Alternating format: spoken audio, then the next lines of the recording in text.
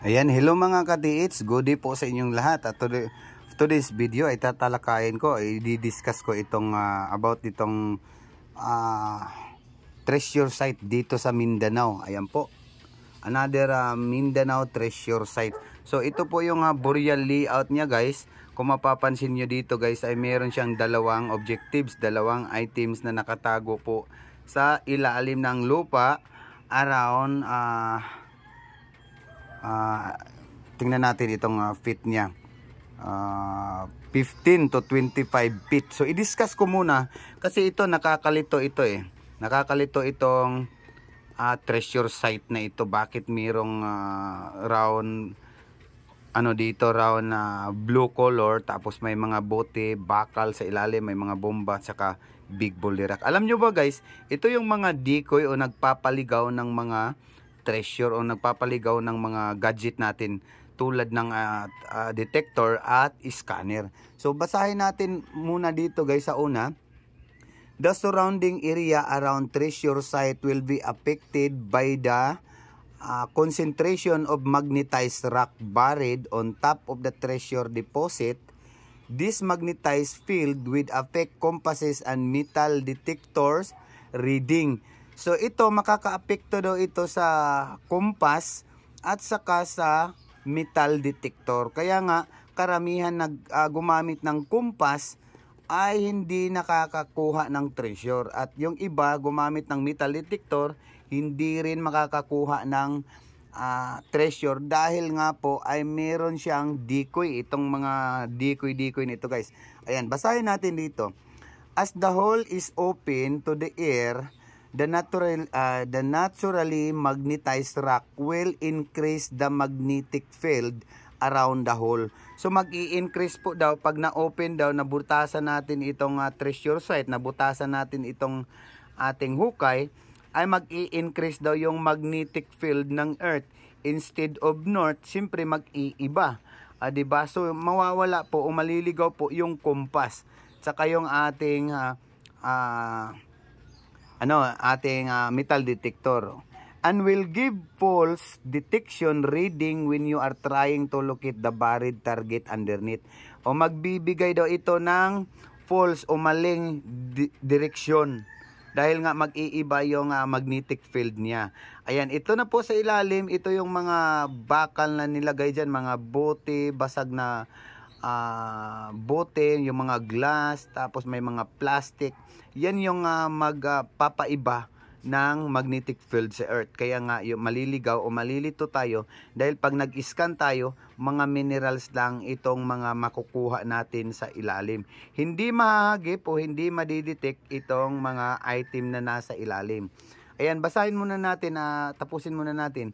The center of the target could be as much as 1 to 2 meters to the left or the right of the excavated shaft.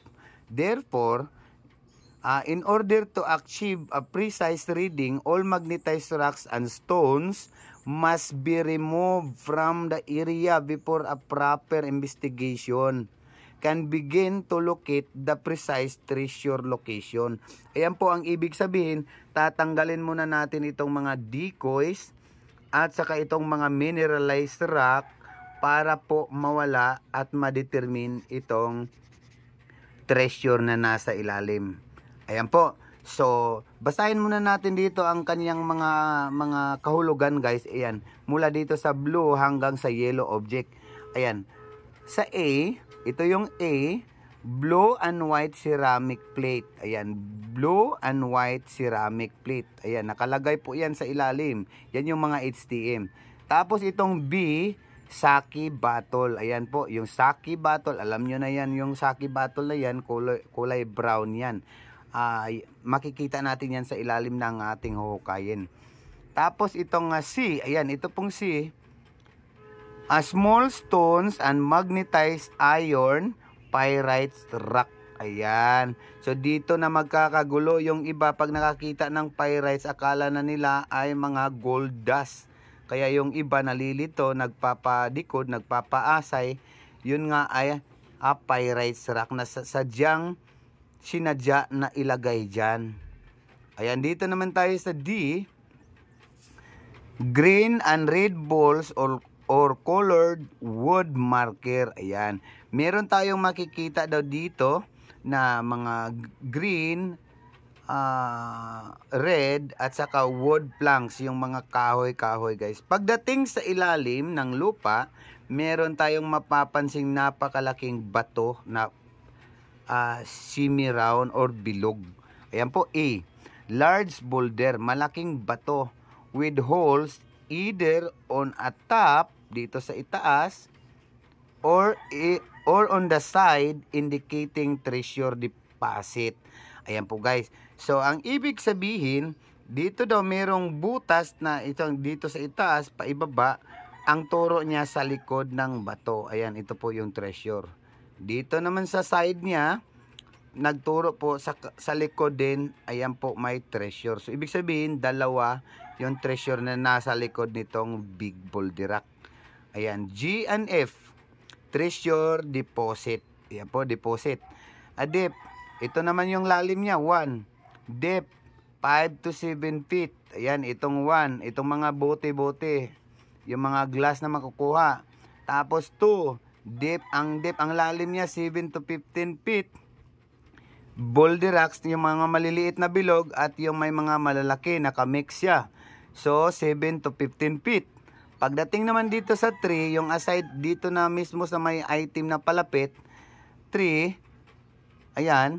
So, a depth of 15 to 25 feet. Makukuha mo na itong dito muna. Ito yung muna, ang bato muna ang makikita mo bago ka makahits ng treasure sa ilalim at sa gilid nitong big boulders.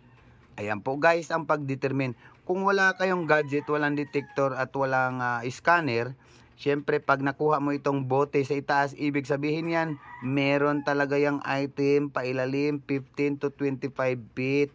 Ayan po, ito ang confirmation na nasa item ka na malapit guys. Ito yung wood planks o yung kahoy, tapos magnetized rock na bilog, tapos bilog na pula, ito yung red tisa, tapos green tisa na bato. Yan ang ibig sabihin. Ang problema lang nito guys, pag tayo naghuhukay, siyempre tag-ulan sa panahon natin ngayon, dito pa lang sa 2, itong mga big boulder rocks ay matubig na. So, dadaan dyan ang tubig pa ilalim. So, siyempre, pag kulang kayo sa financing at saka yung water pump at submersible, siyempre, hihinto na yung digger at treasure hunter natin guys. Kaya, yun ang mahirap. So, ito lang muna ang aking isi-share ngayon sa inyo guys. Sana magustuhan nyo ang ganitong content. Habang wala tayong exploration, ay magko-content ako nitong pag-share nitong nasa libro. Ayan, isi-share ko lang sa inyo. Ayan guys. So, thank you so much for watching. Please like naman. At kung baguhan ka sa aking channel, subscribe. And then, please like and share. Mas mabuting mag-share para makita ko na, ay ito pala, siya pala ay share. So, bigyan natin ng freebies yan. Diba? Thank you so much guys for watching. God bless.